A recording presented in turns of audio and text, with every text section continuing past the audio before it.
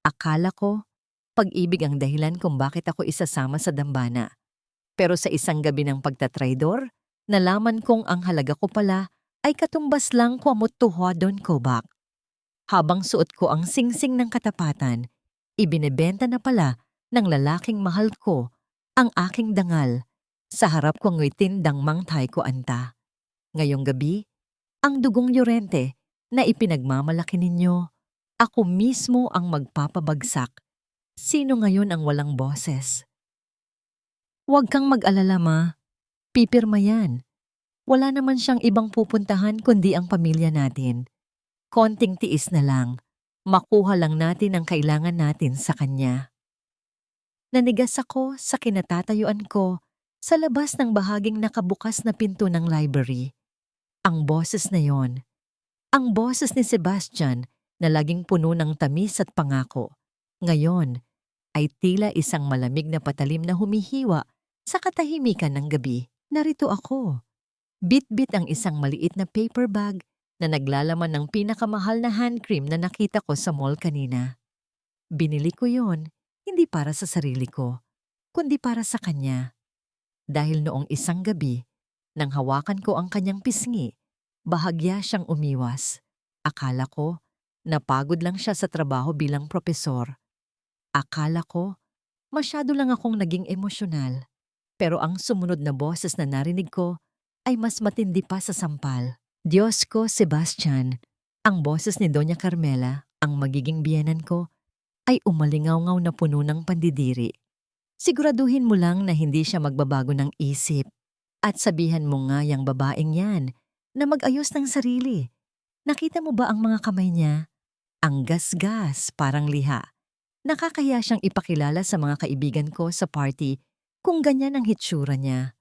Amoy pawis at laging mukhang pagod. Napatingin ako sa sarili kong mga kamay.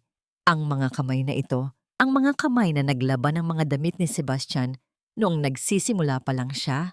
Ang mga kamay na nagbilang ng barya para may pambayad kami sa kuryente noon. Ang mga kamay na nagtrabaho ng lampas sa oras sa Makati para lang masiguradong may maayos siyang buhay. Ang mga kamay na ito na itinuturing kong medalya ng aking pagsisikap ay liha lang pala sa paningin ng babaeng pagsisilbihan ko sana habang buhay. Ma, alam mo namang ginagawa ko ang lahat.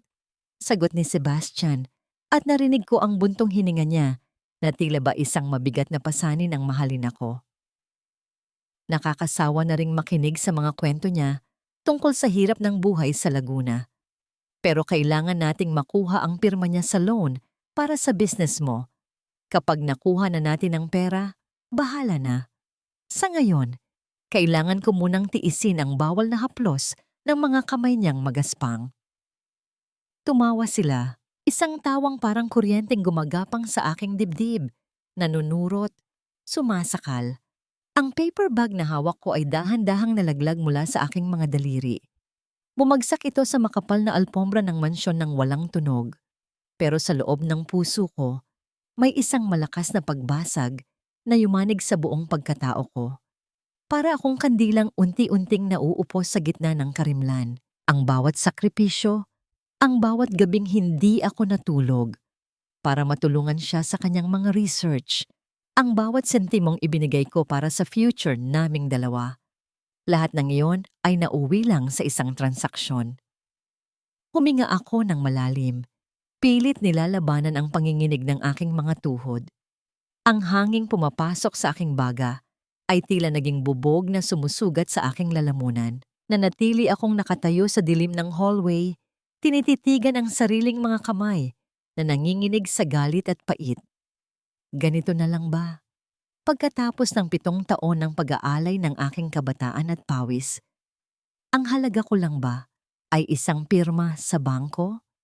Ang halaga ko lang ba ay katumbas ng isang lihiha na matapos gamitin ay itatapon na lang sa isang tabi?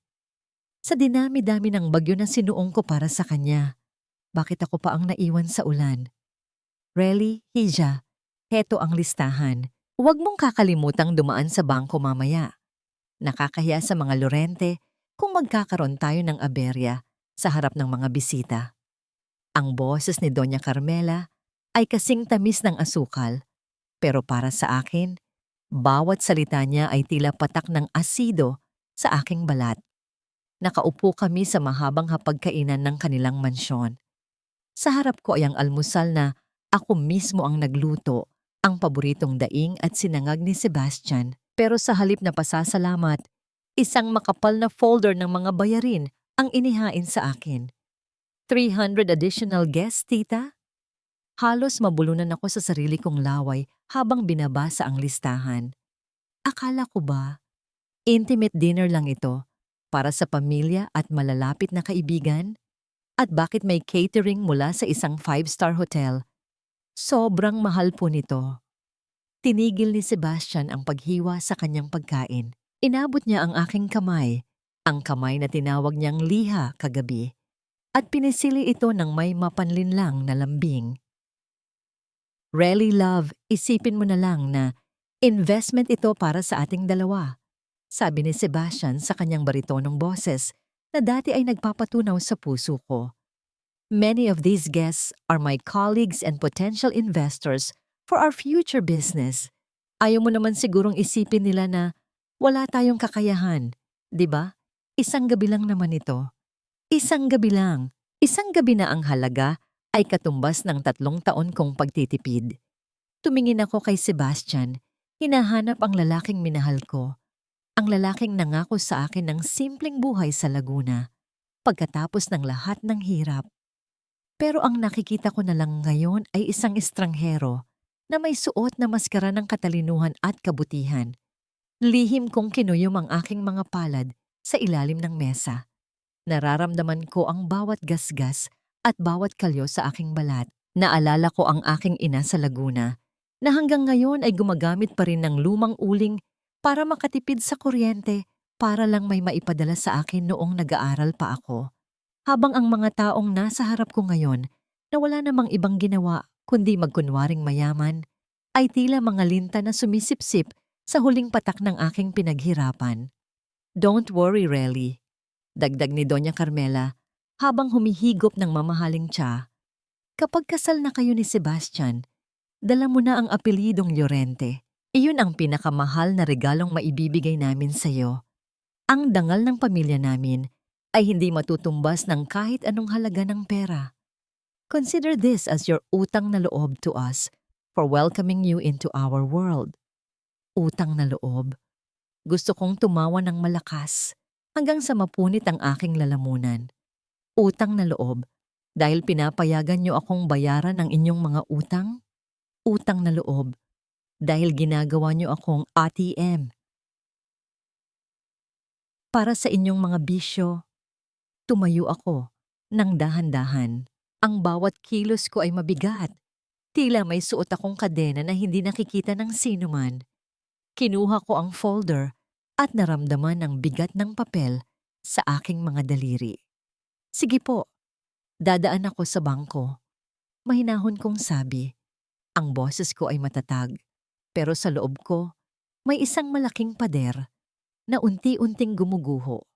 Pagtalikod ko, hindi ko mapigilang mapatingin sa basurahan sa gilid ng kusina. Doon, nakita ko ang maliit na kahon ng hand cream na nabitawan ko kagabi. Nakabukas ito. Nadumihan na ng mga tirang pagkain at tinapon na parang basura. Katulad ng pagkatao ko sa paningin nila. Habang naglalakad ako palabas ng mansyon, naramdaman ko ang pag-vibrate ng aking cellphone sa bulsa. Isang tawag mula sa isang unregistered number. Hello? Mahina kong sagot pagkatapos lumayo sa gate. Aurelia. Isang boses ng matanda ang narinig ko sa kabilang linya. Malalim at puno ng otoridad. Huwag kang lilingon. Maglakad ka lang hanggang sa dulo ng kanto. Kailangan nating mag-usap bago mo pirmahan ang kahit anong dokumento sa bangko. Nanigas ang aking buong katawan. Ang boses na yon. Tila pamilyar, pero matagal ko nang hindi naririnig. Sino ito? Tanong ko, habang ang puso ko ay mabilis na tumitibok, tila isang tambol na nagbababala ng paparating na digmaan. Ang tanging tao na nakakaalam kung gaano kadumi ang dugong ipinagmamalaki ng mga Llorente. Ang sagot ng matanda. Dito ko napagtanto, hindi lang pala ako ang may itinatagong sugat at ang mga utang na pilit nilang ipinapasan sa akin ay may kasamang lihim na mas maitim pa sa gabi. Ganito na lang ba? Magpapabulag ba ako sa pangakong pag-ibig o hahayaan kong ang galit ang magsilbing liwanag sa madilim na daang ito?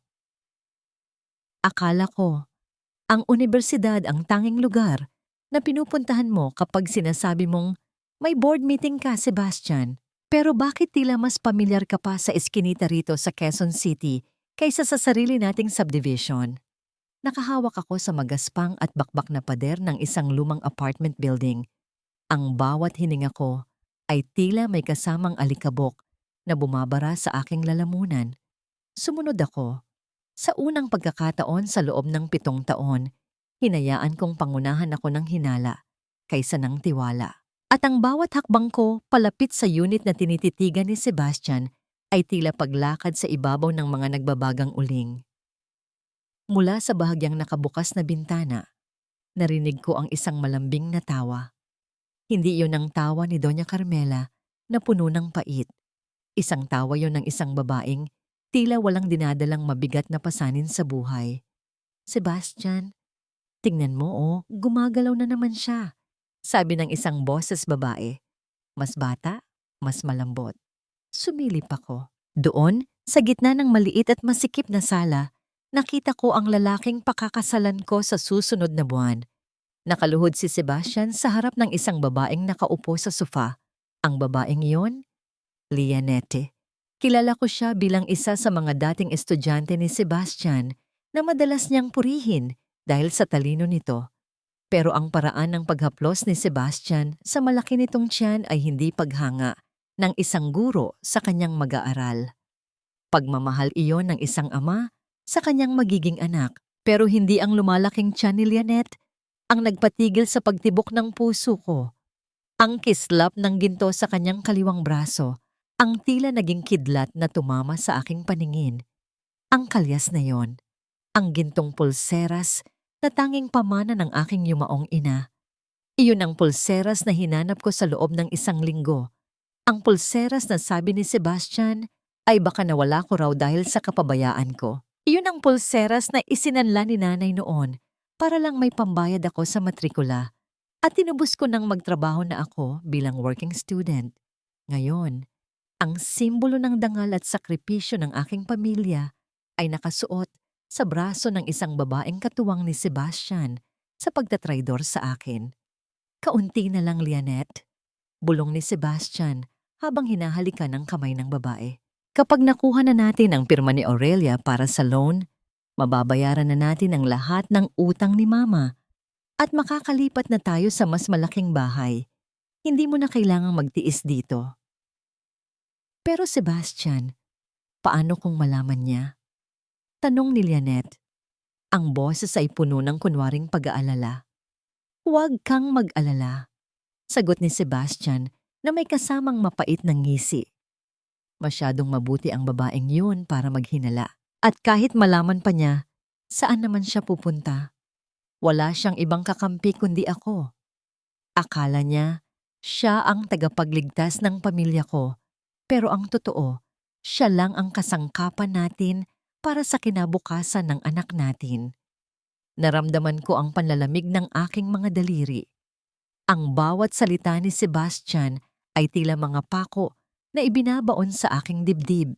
Ang aking mga kamay, ang mga kamay na tinawag nilang liha, ay mahigpit na nakakapit sa pader hanggang sa maramdaman ko ang hapdi ng pagbaon ng semento sa aking balat. Pero wala nang masasakit pa sa katotohanang ang taong binuo ko ay siya palang wawasak sa akin ng pira-piraso. Ang halaga ko pala sa kanila ay hindi bilang isang kapareha, kundi bilang isang tulay na kanilang tatapakan para marating ang kanilang sariling kaligayahan. Dahan-dahan akong tumalikod, bawat hakbang ay tila paghatak sa isang mabigat na kadena. Hindi ako sumigaw. Hindi ako pumasok para magwala. Dahil sa sandaling iyon, may isang bahagi ng puso ko na tuluyan ng namatay. at may isang bahagi na unti-unting nagliliyab sa puot. Habang naglalakad ako palayo sa eskinita, ang tanging naririnig ko ay ang mabilis na kabog ng aking dibdib na tila isang martilyo. Tumingin ako sa langit na nagbabadya ang ulan. Sa dinami-dami ng pangarap na itinanim ko sa tabi niya, bakit damo lang pala ang aanihin ko sa huli? Hindi lahat ng sugat ay nakikita sa balat, Aurelia.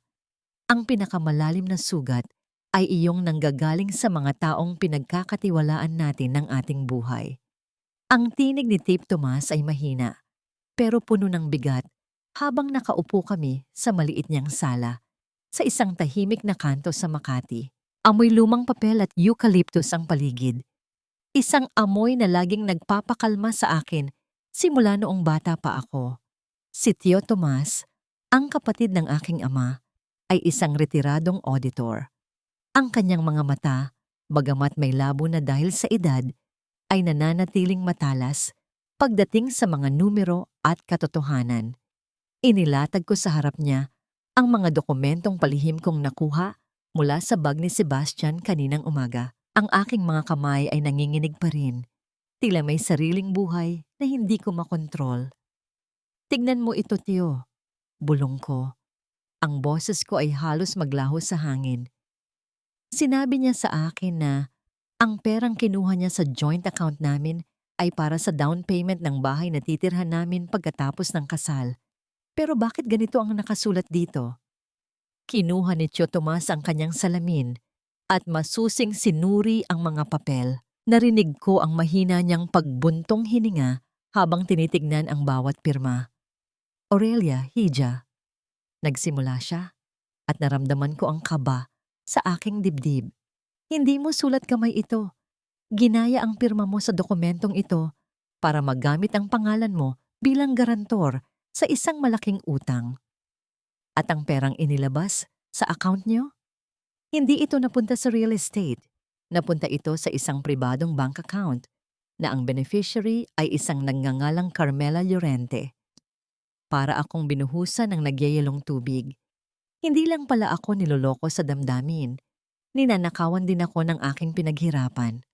Ang bawat sentimong naipon ko mula sa pagpupuyat at pagtitiis ay ginagamit na pala para bayaran ang mga pagkakamali at luho ng pamilyang walang ibang ginawa, kundi maliitin ako. Tiyo, anong gagawin ko? Tanong ko habang unti-unting pumapatak ang mga luha sa aking pisngi. Gusto ko silang saktan. Gusto kong sumigaw at ipahiya sila sa harap ng lahat. Di hinawakan ni Tio Tomas ang aking kamay. Ang kanyang palad ay magaspang, pero mainit. Isang paalala ng tunay na pagmamahal ng pamilya. Huwag, Aurelia. Ang galit na walang plano ay parang apoy na susunog din sa'yo. Ang mga taong katulad nila ay sanay sa gulo, pero takot sila sa katotohanan. Sabi niya ng may determinasyon. Lutuin natin sila sa sarili nilang mantika. Hayaan mong isipin nila na wala kang alam. Hayaan mong ituloy nila ang kanilang plano habang unti-unti nating tinitipon ang bawat ebidensya ng kanilang pandaraya. Kapag dumating ang tamang oras, hindi lang sila mawawalan ng pera, mawawalan din sila ng dangal na pilit nilang itinatago sa likod ng kanilang pangalan. Tumayo siya at lumakad patungo sa maliit niyang kusina. Narinig ko ang banayad na tunog ng sandok na humahalo sa palayok. Pagbalik niya, may dala siyang isang mangkok ng mainit na lugaw na may toppings na pritong bawang at murang sibuyas. Kumain ka muna, anak. Hindi mo kayang lumaban kung mahina ang iyong katawan, malambing niyang sabi. Habang hinahawakan ko ang mainit na mangkok, naramdaman ko ang bahagyang paggaan ng aking pakiramdam. Ang init ng lugaw ay tila humahaplos sa nanlalamig kong puso. Sa gitna ng mundong puno ng kasinungalingan, narito ang isang taong handang tumayo sa tabi ko nang walang hinihinging kapalit. Salamat, Tio, sabi ko. At sa unang pagkakataon, matapos ang ilang araw, nakaramdam ako ng pag-asa. Pero habang iniisip ko ang mukha ni Sebastian, hindi ko mapigilang magtanong sa aking sarili. Hanggang kailan ko kayang suot ang maskara ng isang bulag na mangingibig? Hanggang kailan ko kayang tiisin ang haplos ng mga kamay na pumatay sa aking tiwala? Minsan, ang pinakamalakas na sigaw ay ang pananatiling tahimik hanggang sa dumating ang oras ng paghatol. Heto na ang mga tseke, Tita Carmela. Binayaran ko na rin ang down payment para sa Manila Hotel. Wala na kayong dapat ipag-alala para sa engagement party. Iniabot ko ang mga puting papel na tila mga dahon ng lason sa kamay ni Doña Carmela. Nakita ko ang biglang pagliwanag ng kanyang muka, ang paraan ng pagkislap ng kanyang mga mata na tila nakakita ng isang tumpok ng ginto. Sa loob ng 7 taon, ang mga ngiting iyan ang tanging hinangad ko. Ang tanggapin ako, ang mahalin ako bilang bahagi ng kanilang pamilya. Pero ngayon, ang ngiting iyon ay tila isang babala ng paparating na bagyo. Salamat, Relly. Alam ko namang hindi mo kami bibiguin. Masayang sabi ni Doña Carmela habang mabilis na isinisilid ang mga tseke sa kanyang mamahaling bag. Ang sabi ko nga sa mga kaibigan ko, napakaswerte ni Sebastian sa'yo. Kahit hindi ka galing sa alta sosyedad, may puso ka naman para sa aming pangalan. Naramdaman ko ang bahagyang pagpisil ni Sebastian sa aking balikat. Sabi ko sa'yo, Ma, gagawin ni Relly ang lahat para sa atin. Mahal niya ako. Di ba, love? Tumingin ako kay Sebastian. Ngumiti ako. Isang nangiting pinilit ko mula sa kaibuturan ng aking pagkatao. Sa likod ng aking mga mata, nakikita ko ang imahe niya habang hinahalikan ang tiyan ni Lionette. Naririnig ko ang boses niya habang tinatawag ang mga kamay ko na liha. Pero hinayaan ko siyang maniwala na ako pa rin ang bulag na Aurelia na handang mamatay para sa kanya.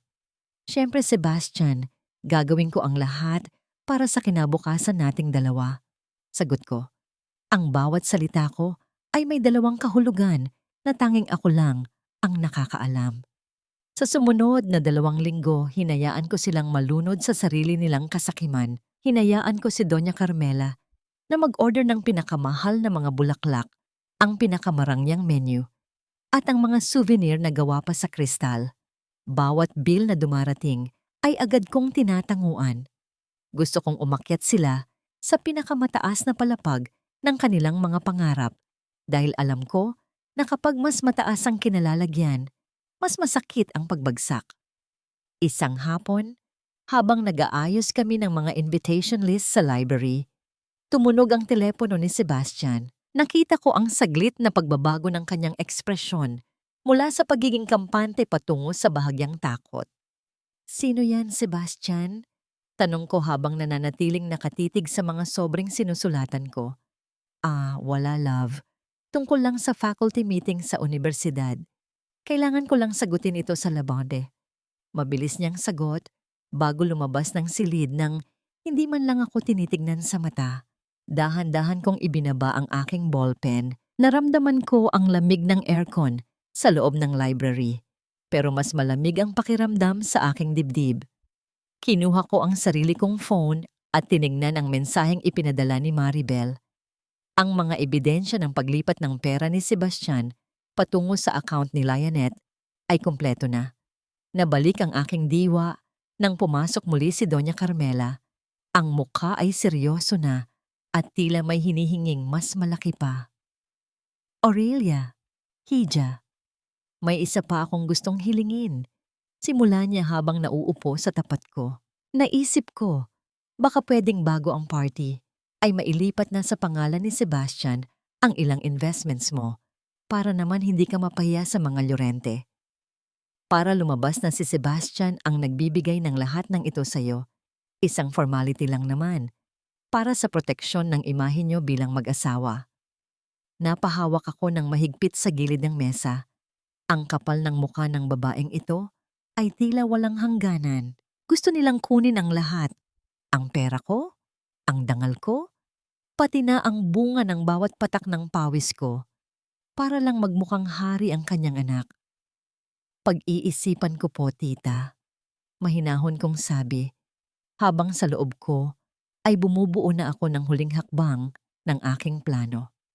Huwag mo nang pag-isipan ng matagal.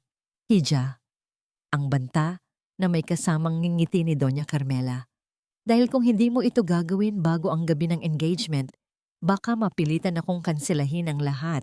At alam mo naman kung gaano kasakit ang mapahiya sa harap ng buong Manila, di ba? Nang makaalis siya, naiwan akong mag-isa sa silid. Tumingin ako sa bintana, pinapanood ang paglubog ng araw na tila isang dugo ang sugat sa langit.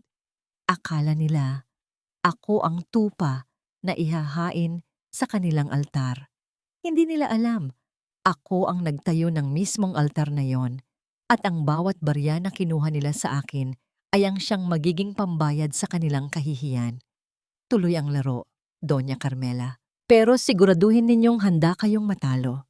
Sa bawat kislap ng gintong pulseras na yan sa iyong braso, Lianet, nararamdaman ko ang bawat hapdi ng pagtatraidor ni Sebastian.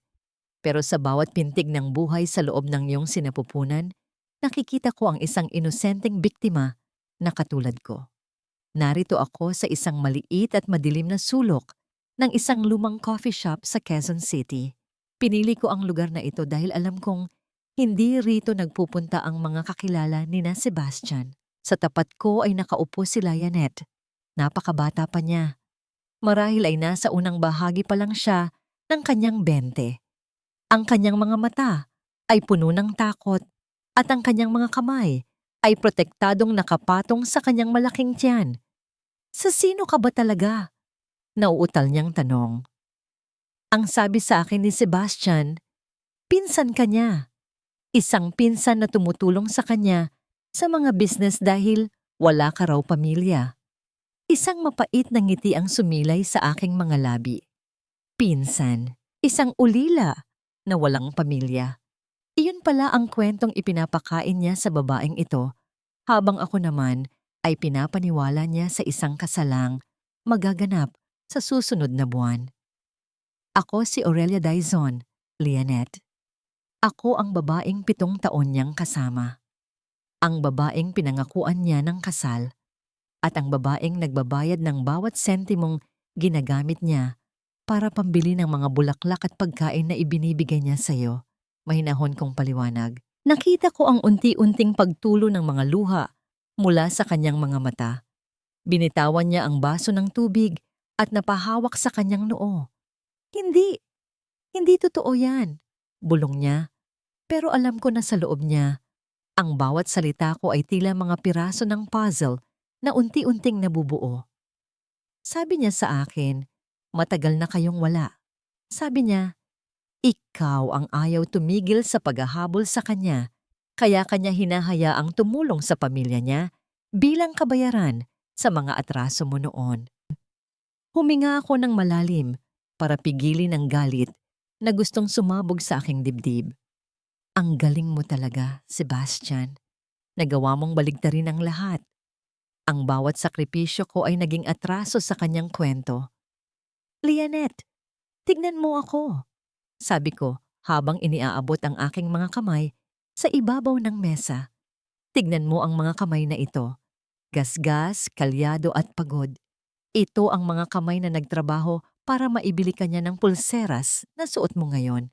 Hindi ako nandito para saktan ka o ang anak mo. Nandito ako dahil pareho tayong niloloko ng isang lalaking walang ibang mahal kundi ang kanyang sarili. Dahan-dahan kong inabot ang kanyang kamay. Noong una ay bahagya siyang napaatras, pero kalaunan ay hinayaan niya akong hawakan siya. Sa sandaling iyon, naramdaman ko ang bahagyang paggalaw mula sa loob ng kanyang tiyan. Isang malakas na sipa ng isang sanggol na wala pang kamalay-malay sa dumi ng mundong kanyang kinalalagyan. Napatitig ako sa kanyang tiyan. Ang sakit na nararamdaman ko para sa aking sarili ay dahan-dahang napalitan ng isang kakaibang pakiramdam, isang pagprotekta. Ang batang ito ay hindi bunga ng pag-ibig, kundi bunga ng isang malaking kasinungalingan. Tulungan mo ako, Lianet. Bulong ko habang nakatitig sa kanyang mga mata. Tulungan mo akong ipakita sa kanya na hindi tayo mga laruan na pwedeng gamitin at itapon lang. Kapag natapos na ang lahat ng ito, titiyakin kong hindi ka magugutom. Titiyakin kong may kinabukasan ng anak mo na malayo sa impluwensya ng mga Lorente.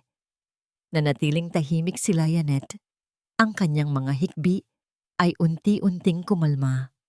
Pinunasan niya ang kanyang muka at tumingin sa akin ng may bagong determinasyon. Anong kailangan kong gawin? Tanong niya. Maghintay ka, ang sagot ko. Maghintay ka hanggang sa gabi ng engagement party. Doon natin ibabalik sa kanila ang bawat luha na pumatak mula sa ating mga mata. Habang paalis ako sa coffee shop, naramdaman ko ang bigat ng langit na tila babagsak na sa ulan. Pero sa unang pagkakataon, hindi na ako natatakot mabasa. Dahil ang bagyong darating ay hindi ako ang sisirain, kundi ang mga taong nag-akalang ang katahimikan ko ay tanda ng aking kahinaan. Aurelia, hindi mo lang dapat ipagpasalamat na pakakasalan kita. Dapat kang lumingon sa pinanggalingan mo at mapagtanto na kung hindi dahil sa akin, mananatili kang isang hamak na anak ng magbubukid na may kaunting pera pero walang klase. Ang boses ni Sebastian ay puno ng awtoridad habang nakaupo siya sa kanyang malaking silya sa loob ng kanyang opisina sa universidad. Ang amoy ng lumang libro at matapang na kape sa paligid ay tila naging mapanghi sa aking pangamoy. Tinitigan ko siya. Ang lalaking hinangaan ko dahil sa kanyang talino. Ang lalaking inakala kong mag-aangat sa aking pagkatao. Pero sa likod ng kanyang mga dekalidad na salamin ay isang impostor na nabubuhay sa pawis ng iba. Bago ako pumasok sa silid na ito, nanginginig ang aking mga daliri habang binabasa ang email na ipinadala ni Maribel. Ang mga dokumentong nakuha niya ay hindi lamang mga numero. Iyon ay mga resibo. Mga resibo ng pagbabayad ni Sebastian sa isang ghostwriter para sa kanyang doktorado. Ang bawat salita sa kanyang thesis na naging dahilan ng kanyang promosyon ay hindi galing sa kanyang isip, kundi galing sa pera ko na ipinambayad niya sa iba. Talaga, Sebastian? Mahinahon kong tanong habang dahan-dahang inilalapag ang dalang lunchbox sa kanyang mesa. Palihim kong pinindot ang record button sa cellphone na nasa loob ng aking bulsa. Akala ko ba ang pag-ibig natin ang magliligtas sa atin mula sa anumang hirap? Tumawa siya. Isang tawang maikli at puno ng pangungutya. Sumandal siya sa kanyang silya at pinaglaruan ang mamahaling ballpen na regalo ko noong nakaraang anibersaryo. Pag-ibig? Aurelia, be realistic. Ang pag-ibig ay para sa mga pelikula lang. Sa totoong mundo, kailangan natin ng posisyon. At ang posisyon ko rito sa universidad ang nagbibigay sa iyo ng karapatang makahalubilo sa mga taong hindi mo man lang maabot sa panaginip mo. Sabi niya nang hindi man lang kumukurap. Ang mga Dizon ay swerte dahil kinuha ko kayo sa putikan. Huwag mo nang hintayin na ipaalala ko pa sa'yo kung gaano kalaki ang utang na loob mo sa pamilya ko dahil sa dignidad na ibinibigay ko sa pangalan mo. Naramdaman ko ang paglamig ng aking mga kamay. Ang dignidad na sinasabi niya ay isang hungkag na shell, isang kasinungalingan na binuo ng aking pera at ng kanyang panlilinlang. Gusto kong isigaw sa mukha niya na alam ko na ang lahat. Gusto kong itapon ang pagkaing niluto ko sa kanyang mukha. Pero naalala ko ang bilin ni Tio Tomas. Ang matalinong mandirigma ay hindi sumusugod nang walang sapat na bala. Ganun ba ang tingin mo sa amin, Sebastian, na kinuha mo kami sa putikan? Bulong ko. Pilit na pinapanatiling gumaralgal ang aking boses para isipin niyang nasasaktan ako sa kanyang mga salita. Iyon ang totoo, Relly. Kaya huwag ka nang magreklamo kung medyo magastos ang party. Bayad mo yon para sa proteksyong ibinibigay ko sa'yo. Huling hirit niya, bago bumalik sa pagbabasa ng mga papel sa kanyang mesa, tila ba isa na lamang akong istorbo sa kanyang mahalagang oras. Paglabas ko ng opisina, naramdaman ko ang bigat ng bawat hakbang sa pasilyo ng gusali. Ang bawat parangal na nakasabit sa dingding na may pangalan niya ay tila mga insulto sa mga taong tunay na nagtatrabaho ng tapat. Habang naglalakad ako patungo sa parking lot, Tumunog ang aking telepono. Isang mensahe mula kay Doña Carmela. Ang bawat letra sa screen ay tila mga patak ng lason. Aurelia, kailangan ko ng 5 milyong piso sa account ko bago mag-alas 5 ng hapon bukas. Kung hindi, huwag ka nang magpakita sa engagement party. Kakansilahin ko ang lahat at sasabihin ko sa lahat na ikaw ang may kasalanan kung bakit hindi natuloy ang kasal. Huwag mong subukan ang pasensya ko. Napatigil ako sa paglalakad. Tumingin ako sa langit. Ang sikat ng araw ay tila nanunuya sa aking kalagayan. 5 milyon para sa isang kasalang, alam kong isang malaking bitag.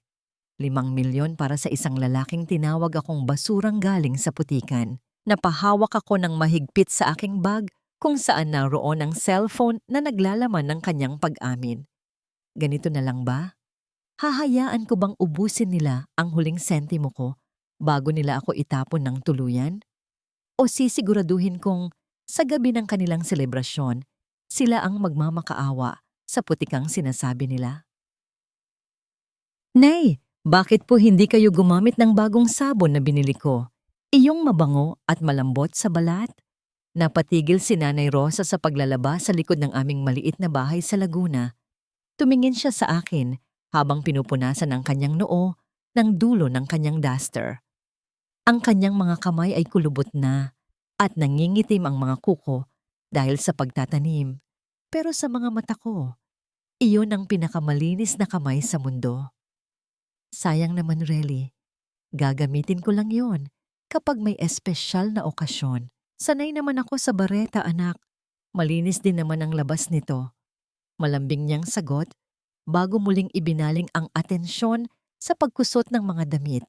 Pinanood ko siya mula sa pinto ng aming kusina.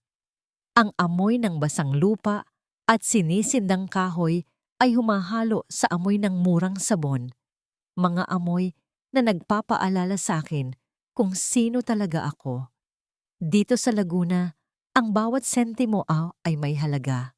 Ang bawat barya sa loob ng lumang lata ng biskwit ni Nanay ay bunga ng maghapong pagbabaluktot ng likod sa ilalim ng araw. Samantala, sa Makati, may isang babaeng humihingi ng 5 milyong piso para lang sa isang gabi ng pagpapanggap. Isang pamilya na ang tanging alam ay humingi, kumuha, at manira ng pagkatao. Habang ang nanay ko ay nagtitiis sa pudpod na sabon, ang mga Llorente ay nagpapakasasa sa pera ko habang tinatawag akong basura sa likod ng aking likuran. Nay, pahinga muna kayo. Ako na ang magpapatuloy niyan. Sabi ko habang lumalapit sa kanya. Huwag na, anak. Nakabihis ka na at aalis ka na uli. Ang ganda-ganda mo sa suot mo. Para kang isang prinsesa. Nakangiting sabi ni Nanay habang tinitignan ang aking simpleng bestida. Masaya ako na sa wakas ay magkakaroon ka na ng sariling pamilya na mag-aalaga sa'yo. Iyon lang naman ang tanging panalangin ko gabi-gabi. Naramdaman ko ang biglang pagsikip ng aking dibdib. Ang bawat salita ni Nanay ay tila isang kutsilyo na humihiwa sa aking puso. Kung alam mo lang, Nay, kung alam mo lang na ang pamilyang sinasabi mo ay ang mga taong kukuha sa akin ng lahat. Lumapit ako kay Nanay at niyakap siya ng mahigpit mula sa likod. Isinandal ko ang aking ulo sa kanyang balikat na amoy, araw at pagmamahal. Hinayaan kong pumatak ang isang luha na kanina ko pa pinipigilan. Nay, pangako, hinding-hindi ko hahayaan na bastusin nila ang pangalan natin. Kahit anong mangyari, hinding-hindi ako magiging dahilan ng iyong kahihiyan. Bulong ko. Alam ko, anak, napakabuti mong bata. Ang dangal mo, ang pinakamahalagang kayamanan na hinding-hindi mananakaw ng sinuman. Sagot ni Nanay habang tinatapik ang aking kamay. Pagkatapos ng hapunan, pumasok ako sa aking lumang kwarto. Binuksan ko ang aking maleta at kinuha ang bestidang isusuot ko para sa engagement party bukas. Isang itim na bestida. Sabi ni Sebastian, gusto niya ay puti para magmukha akong inosente at dalisay sa harap ng mga bisita. Pero pinili ko ang itim. Ang itim ay hindi para sa kasal. Ang itim ay para sa pagluluksa. Niluluksaan ko ang 7 taon na itinapon ko para sa isang maling tao. Niluluksaan ko ang Aurelia na dating mahina at madaling lokohin. Inilabas ko rin ang aking cellphone at tinitigan ng file na naglalaman ng lahat ng ebidensya. Ang mga pekeng pirma, ang record ng ghostwriter ni Sebastian, ang mga larawan nila ni Lionette, at ang mga boses na puno ng panglalait. Bukas, ang bawat bituin sa Manila Hotel ay magsisilbing saksi sa pagtatapos ng kanilang kaharian. Hinawakan ko ang aking kaliwang kamay kung saan naroon ang peklat ng pagtatrabaho. Wala na ang panginginig. Ang tanging nararamdaman ko ngayon ay isang malamig at malinaw na determinasyon. Handa na ba akong harapin ang unos na ako mismo ang magpapasimula? O hahayaan ko bang lamunin ako ng dilim bago pa man sumikat ang araw? Sa huling pagkakataon, tiningnan ko ang sarili ko sa salamin. Bukas, hindi na ang Aurelia na biktima ang makikita nila. Bukas, makikilala nila ang Aurelia na hindi na muling magpapayuko. Napakaganda ng lahat, hindi ba, Aurelia? Ang ganitong karangya ay nararapat lamang sa isang Llorente. Siguraduhin mong hindi ka magmumulang taga-bukid sa harap ng mga panauhin ko. Ang bulong na yon ni Doña Carmela ay tila isang malabig na ihip ng hangin sa aking tainga habang nakatayo kami sa bukana ng Manila Hotel Ballroom. Ang paligid ay puno ng nakasisilaw na liwanag mula sa mga dambuhalang kristal na chandelier na nakasabit sa kisame. Ang amoy ng libu-libong sariwang bulaklak ay humahalo sa halimuyak ng mamahaling pabango ng mga elitistang panauhin. Lahat sila ay nakatingin sa amin. Ang pamilyang tinitingala dahil sa kanilang kunwari ay yaman. At ako, ang babaeng magpapasok ng bagong dugo at pera sa kanilang naghihingalong pangalan.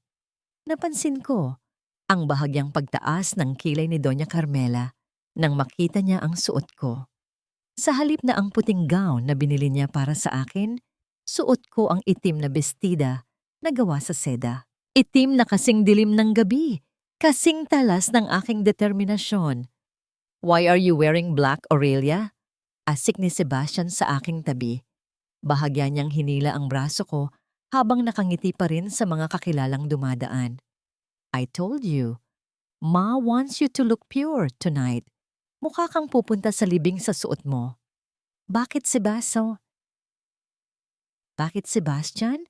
Hindi ba't libing naman talaga ang puntahan natin? Mahinahon kong sagot habang nananatiling nakatingin ng diretsyo.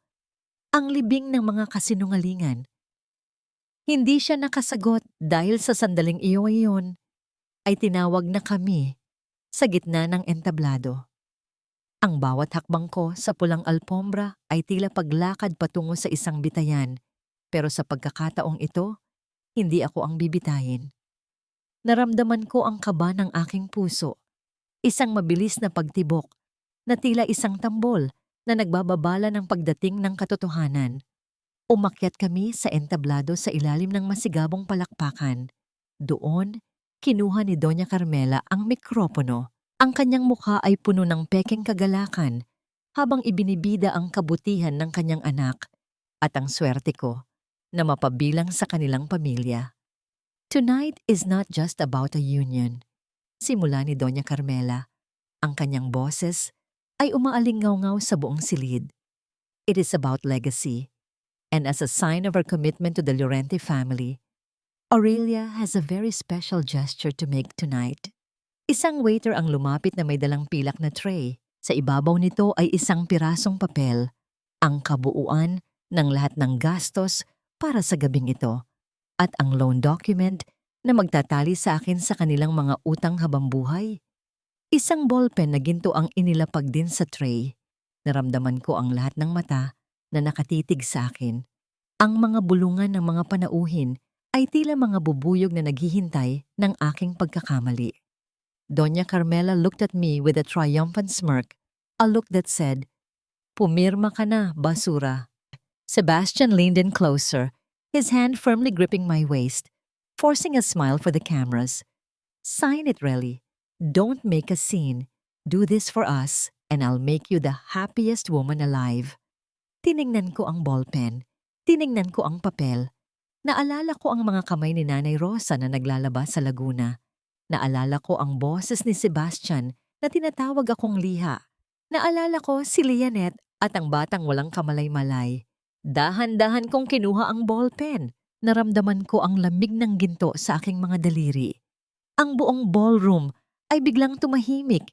Tila ba pati ang hangin ay napatigil sa paghinga. Inilapit ko ang dulo ng ballpen sa linya kung saan dapat naroon ang aking pirma.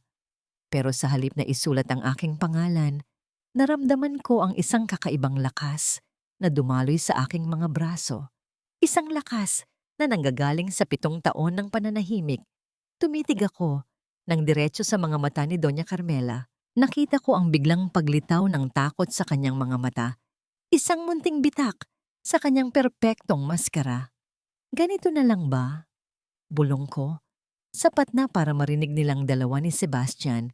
Dahan-dahan kong iniangat ang aking kamay, hindi para pumirma, kundi para sa isang bagay na hinding-hindi nila makakalimutan habang buhay. Sa halip na ilapat ang dulo ng gintong ballpen sa papel, narinig ng buong ballroom ang malutong na tunog ng nabaling plastik at kahoy. Binasag ko ang panulat sa harap mismo ng mukha ni Doña Carmela. Ang tinta nito ay tumalsik sa puting tela ng mesa. Tila mga dumi na sumasalamin sa itim na budhi ng mga taong nasa harap ko. Aurelia, ano bang ginagawa mo? Ang pabulong na sigaw ni Sebastian. Ang kanyang mukha ay namumula na sa hiya habang pilit pa ring ngumingiti sa mga bisita. Hinawakan niya ng mahigpit ang aking braso. Ang kanyang mga kuko ay bumaon sa aking balat. Huwag kang gumawa ng eksena rito. Pirmahan mo na yan. Bakit, Sebastian? Takot ka bang hindi mabayaran ang mga utang ng pamilya mo? Malakas kong sagot. Ang boses ko ay umalingaw-ngaw sa bawat sulok ng ballroom sa tulong ng mikroponong malapit sa akin. Biglang namatay ang maringal na musika. Isang nakatutulig na katahimikan ang bumalot sa paligid. Bago ito napalitan ng isang kakaibang tunog mula sa mga dambuhalang speaker ng hotel. Hindi ito kanta, iyon ay isang recording. Huwag kang mag-alala, ma. Pipirma yan. Wala naman siyang ibang pupuntahan, kundi ang pamilya yan natin. Kailangan ko munang tiisin ang bawal na haplos ng mga kamay niyang magaspang. Ang boses ni Sebastian ay narinig ng lahat. Ang kanyang mga salita tungkol sa aking gasgas na kamay at ang balak nilang pagnakawan ako ng pera ay tila mga sampal na paulit-ulit na tumama sa kanyang sariling mukha. Nakita ko ang unti-unting pagpukas ng kulay sa mukha ni Doña Carmela. Ang kanyang mga labi ay nanginig at ang baso ng wine na hawak niya ay dahan-dahang nanginginig sa kanyang mga daliri. Ngunit hindi pa ako tapos. Sa malaking screen sa likod namin, kung saan dapat ay ipakikita ang aming mga larawan bilang magkasintahan, biglang lumabas ang mga screenshots ng bank transfers ni Sebastian patungo sa isang ghostwriter. Lumabas din ang mga dokumento ng kanyang huwad na doktorado. Ang bulong-bulungan ng mga panauhin ay naging isang malakas na ugong ng pagkabigla at pandidiri. Aurelia, itigil mo ito, sigaw ni Doña Carmela. Akmang sasampalin niya ako pero mabilis kong nahuli ang kanyang kamay. Hindi na ako ang babaeng tinitignan niyo lang bilang ATM, tita. Mahinahon pero matalim kong sabi. Ang perang hiningi niyo para sa gabing ito, hindi ko yan babayaran. Lahat ng ito ay nakapangalan sa inyo. Kayo ang magbayad sa sarili ninyong kahihiyan. Sa gitna ng kaguluhan, bumukas ang malaking pinto ng ballroom. Pumasok si Lianet. Dahan-dahan ang lakad habang hawak ang kanyang malaking tiyan. Ang kislap ng gintong pulsera sa kanyang braso ay tila naging isang bituin na nagbigay liwanag sa huling kasinungalingan ni Sebastian. Sebastian! Mahinang tawag ni Lianet. Sapat na para mapatingin ang lahat sa kanya. Sabi mo, namatay na ang asawa mo kaya kailangan mong pakasalan ang babaeng ito para sa pera. Sabi mo, Para sa anak natin ito. Ang mga panauhin ay napasinghap. Ang mga kamera ng mga media at mga cellphone ay walang tigil sa pagkuha ng larawan ng naghuhumiyaw na katotohanan. Si Sebastian ay napaupo sa sahig, ang kanyang maskara ng pagiging isang kagalang-galang na propesor ay tuluyan ng nadurog. Si Doña Carmela naman ay napahawak sa kanyang dibdib. Ang kanyang mga mata ay nanlilisik sa galit at takot habang nakikita ang mga dating kaibigan niya na tinatawanan siya sa gilid. Tumingin ako sa kanilang lahat. Tumingin ako sa mga kamay ko, ang mga kamay na tinawag nilang liha. Sa sandaling iyon, naramdaman ko ang isang kakaibang uri ng kalinisan. Hindi ang linis ng sabon, kundi ang linis ng isang kaluluwang malaya na sa tanikala. Ang pag-ibig ko ay hindi pambayad ng utang, Sebastian. Huling hirit ko bago ako tumalikod sa entablado. At ang dangal ng pamilya ko ay hindi mabibili ng kahit anong pekeng apelyido ninyo. Naglakad ako palabas ng ballroom ng nakataas ang noo. Ang tunog ng aking sapatos sa tiles ay tila isang martsyang nagpapahayag ng aking tagumpay. Iniwan ko sila sa gitna ng apoy na sila mismo ang nagsindi. Sa labas ng hotel, sinalubong ako ng malamig na hangin ng gabi. Huminga ako ng malalim. Dinaramdam ang bawat hibla ng hangin sa aking baga. Sa wakas, ang Aurelia na biktima ay wala na. Ang natitira na lang ay ang Aurelia na buo, matatag at malaya. Hindi nagtagal matapos ang gabing iyon. Ang maringal na tore ng mga Llorente na itinayo sa ibabaw ng mga kasinungalingan ay nagsimula ng gumuho. Ang bawat pahayagan at bawat post sa social media ay puno ng mukha ni Sebastian at Doña Carmela. Ang titulong propesor na ipinagmamalaki niya ay tila naging isang biro na lang at ang pangalang Doña ay naging simbolo ng isang huwad na yaman. Nakatayo ako sa harap ng bintana ng aking opisina sa Makati. Pinapanood ang pagbuhos ng ulan sa mga sasakyan sa ibaba. Ang katahimikan sa loob ng silid ay tila isang yakap na matagal ko nang hindi nararamdaman. Wala na ang mga tawag ni Sebastian na humihingi ng pera. Wala na ang mga pananakot ni Doña Carmela. Ang tanging naririnig ko na lang ay ang marahang paghinga ng sarili kong kaluluwa na unti-unti nang naghihilom. Nabalik ang aking diwa nang makatanggap ako ng tawag mula kay Maribel. "Really? Napanood mo ba ang balita?" Ang boses niya ay puno ng pananabik. Tinanggal na si Sebastian sa universidad. Hindi lang yun, binawi rin ng Board of Regents ang lahat ng kanyang mga parangal. At si Doña Carmela, narinig ko na kinuha na ng bangko ang kanilang mansyon dahil sa hindi mabayarang mga loan. Wala silang matutuluyan ngayon. Hindi ako nakasagot agad. Wala akong naramdamang tuwa, pero wala rin akong naramdamang awa. Ang tanging naroon ay ang pakiramdam ng katarungan. Ang bawat tao ay may sariling anihan at sa pagkakataong ito, ang inani nila ay ang mismong binhi ng panlilinlang na itinanim nila sa akin. Isang hapon, habang nag-aayos ako ng mga dokumento para sa aking pag-alis patungong Laguna, may kumatok sa pinto. Pagbukas ko, bumungad sa akin ang isang lalaking halos hindi ko na makilala. Si Sebastian. Ang kanyang dating maayos at plansadong barong ay gusot na ngayon. Ang kanyang buhok ay magulo. At ang kanyang mga mata ay lubog at puno ng pait. Wala na ang mapagmataas na propesor, ang nasa harap ko ay isang lalaking durog at talunan. "Really? Please," bulong niya. Ang kanyang boses ay nanginginig. "Kausapin mo naman ako. Nagkamali ako, alam ko. Pero kailangan namin ng tulong. Si Mama." Inatake siya sa puso nang makita ang mga sheriff sa bahay. "Wala kaming pambayad sa ospital. Ikaw lang ang makakatulong sa amin." Tinitigan ko siya. Tinitigan ko ang kanyang mga kamay na dati ay pilit kong hinahawakan sa tuwing natatakot ako. Ngayon, ang mga kamay na yon ay tila mga kamay ng isang estranghero. "Sebastian, tandaan mo ang sinabi ko sa'yo sa gabi ng engagement party." Mahinahon kong sabi. Ang boses ko ay walang bahid ng galit, kundi puro linaw.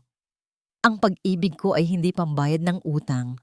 Ang perang hiningi nyo Ang dangal na kinuha niyo, sapat na yon bilang kabayaran sa 7 taon na itinapon ko para sa'yo.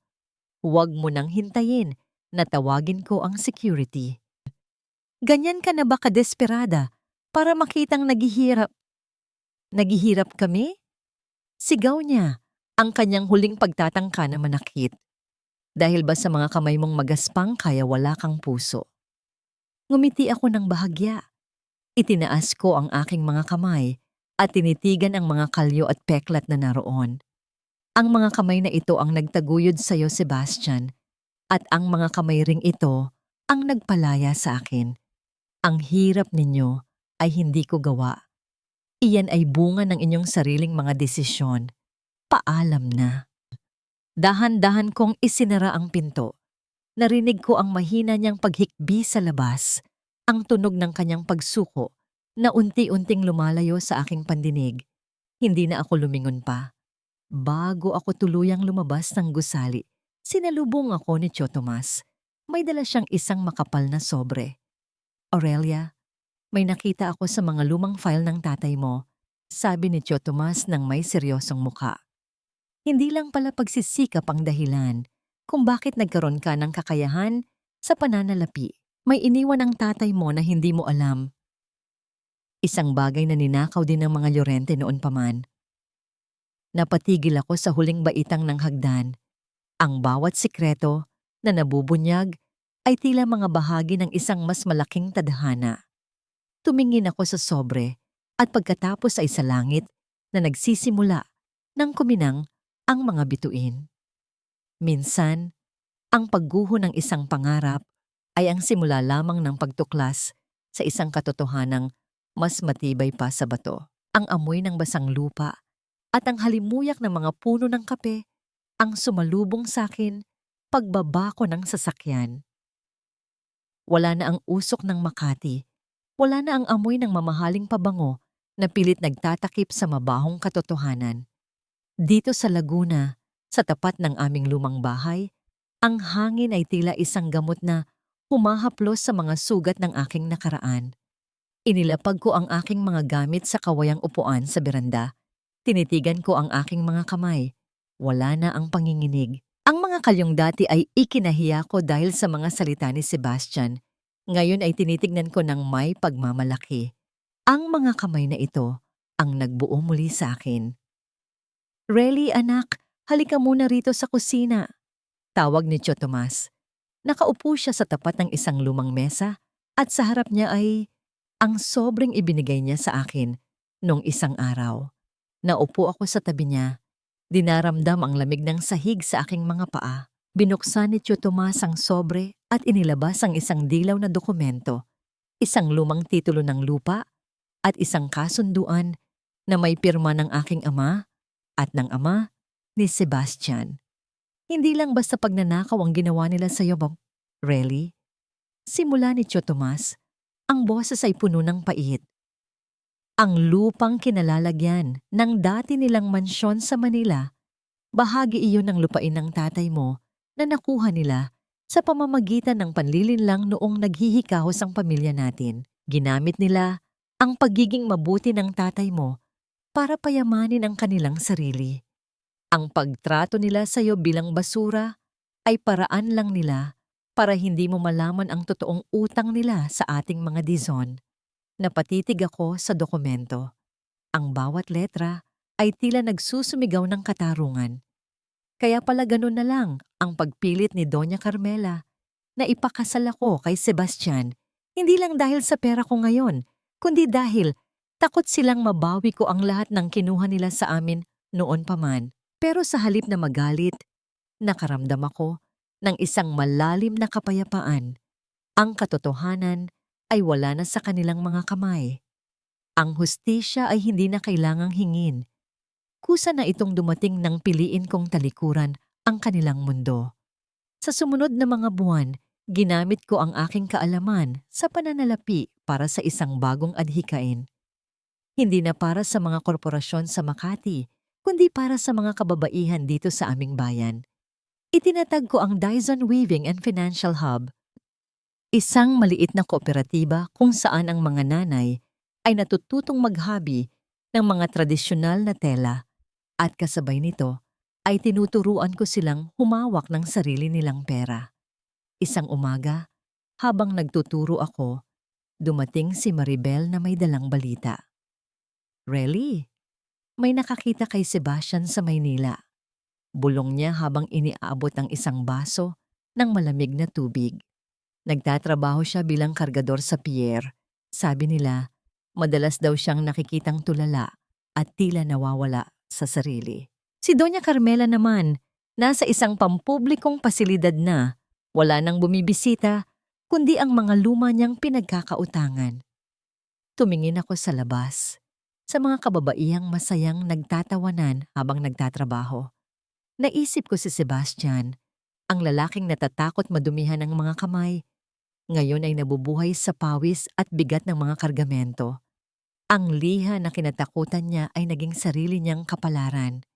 Sana makahanap sila ng kapayapaan.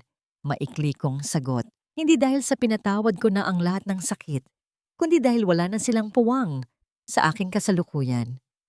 Ang galit ay isang baga na kung hahawakan mo ng matagal, ikaw lang ang masusunog.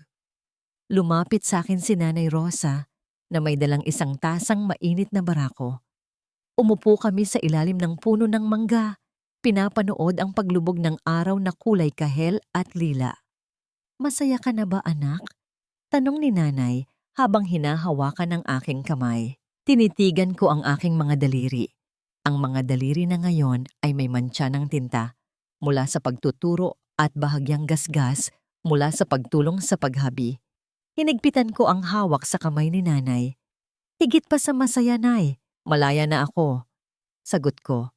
Nalaman ko na ang tunay na yaman ay hindi nasusukat sa laki ng account sa bangko o sa taas ng titulong nakadikit sa iyong pangalan. Ang tunay na yaman ay ang kakayahang gumising sa umaga na walang dinadalang mabigat na lihim at ang pagtulog sa gabi na may dangal na hindi kailanman nayurakan. Sa dinami-dami ng bagyong sinuong ko, sa wakas, narito na ako sa tabing dagat kung saan ang alon ay hindi na nakakatakot, kundi nagbibigay ng bagong simula. Isang katanungan na lang ang nananatili sa aking isipan habang pinagmamasdan ko ang mga bituin na unti-unting sumisibol sa langit. Sapat na ba ang lahat ng ito para tuluyang mabura ang bawat pait? O ang bukas ay may dala pang sorpresa na susubok sa aking bagong nahanap na lakas? Isang taon ang mabilis na lumipas na tila mga pahina ng isang librong muling isinulat ng may mas magandang panimula. Narito ako ngayon, nakatayo sa harap ng isang bagong gusali sa gitna ng aming bayan sa Laguna. Hindi ito isang matatayog na skyscraper na katulad ng sa Makati, kundi isang maaliwalas na estruktura na gawa sa kawayan, semento at pangarap. Sa itaas ng pinto, nakaukit ang mga salitang Dangal ng Kababaihan Foundation. Ito ang bunga ng bawat patak ng pawis ko, ang katarungang ipinaglaban ko hindi para sa pera, kundi para sa bawat babaeng nakaranas na maliitin at yurakan. Pinanood ko ang mga kababaihang labas-masok sa gusali. May mga dalagang nag-aaral ng financial literacy at may mga nanay na abala sa paghahabi ng mga telang itinitinda na namin ngayon sa ibang bansa. Ang bawat tawa nila ay tila isang himig na nagpapawi sa huling bakas ng pait sa aking puso. Isang pamilyar na mukha ang lumapit sa akin, si Lionette. Hawak niya ang isang malusog na batang lalaki na mahimbing na natutulog sa kanyang mga bisig. Wala na ang takot sa kanyang mga mata. Suot niya ang isang simpleng uniforme ng aming kooperatiba at sa kanyang mukha ay mababakas ang isang babaeng nakahanap na ng sariling boses. "Aurelia," tawag niya ng may ngiti. "Salamat uli. Kung hindi dahil sa'yo, baka kung saan na kami pinulot ng anak ko." "Tama ka. Hindi namin kailangan ng pangalang Llorente para magkaroon ng halaga." Huminga ako ng malalim at hinawakan ang maliit na kamay ng sanggol. "Wala iyon, Lionette. Pareho tayong natuto. Ang mahalaga, malaya na tayo sa mga taong nag-akalang pag-ari nila ang ating bukas." Sa malayo, nabalitaan ko mula kay Tio Tomas na tuluyan ng nabaon sa limot ang mga Llorente. Si Sebastian ay napaulat na umalis na ng bansa para magtrabaho bilang isang TNT sa ibang lupain, habang si Doña Carmela ay nananatiling mag-isa sa isang maliit na paupahan, hinihintay ang mga bisitang hinding-hindi na darating. Ang kanilang yaman ay naglaho, ang kanilang dangal ay naging alikabok. Hindi dahil pinaghigantihan ko sila, kundi dahil ang katotohanan ay may sariling paraan ng pagbawi sa mga bagay na hindi naman talaga sa kanila. Naglalakad ako pauwi. Sinalubong ako ni Nanay Rosa sa aming bakuran. Magkahawak kamay kaming umupo sa aming lumang duyan habang pinapanood ang unti-unting paglitaw ng buwan. Tiningnan ko ang aking mga kamay, ang mga kamay na dati ay tinawag na liha. Hindi na sila magaspang sa aking paningin. Ang bawat kalyo ay isang mapa ng aking tagumpay. Ang bawat peklat ay isang huwad na gintong pinalitan ng tunay na ningning ng aking pagkatao. Tapos na ang gabi ng pagluha. Tapos na ang panahon ng pagiging biktima. Napatunayan ko na ang tunay na tagumpay ng isang babae ay hindi nasusukat sa kung sino ang lalaking nasa tabi niya, kundi sa kung gaano siya katatag na tumayo sa sarili niyang mga paa. Ang kaligayahan ay hindi matatagpuan sa isang singsing o sa isang marangyang handaan, kundi sa katahimikan ng isang budhing malinis at sa pag-asang kailanman ay hindi na muling mayuyurakan. Sa huling pagkakataon, lumingon ako sa aking nakaraan at ngumiti. Hindi dahil gusto kong bumalik, kundi dahil alam kong ang Aurelia na narito ngayon ay hinding-hindi na muling magpapaapi sa kahit kanino. Ako si Aurelia Dizon, at sa wakas, ang aking kwento ay hindi na tungkol sa pagtatraidor, kundi tungkol sa isang matamis at ganap na pagbabago. Ang bukas ay akin na at wala nang makakapigil sa pagsikat ng aking sariling araw.